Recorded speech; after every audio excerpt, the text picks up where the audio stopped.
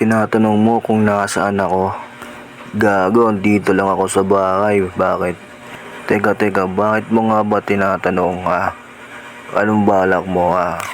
Siguro may balak kang masama sa akin, no? Kaya mo tinatanong kung nasaan ako, no? Wala kang balak na masama? O dapat di ba natin tinatanong kung nasaan ako? Di ba? Tsaka, kaya hindi ko sinasabi kasi baka magalit ka eh. Paano kung sabihin ko sa'yo na andun ako lagi sa girlfriend mo? Palagi kaming magkasama. Gabi-gabi. Okay lang ba sa'yo? Ayaw mo maniwala?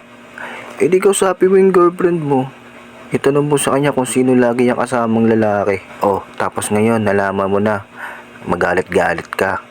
Kaya ang ayaw ko sabihin sa'yo kasi ayoko na masaktan ka kasi kapag nalaman mo, gihiwalay kayo ng girlfriend mo.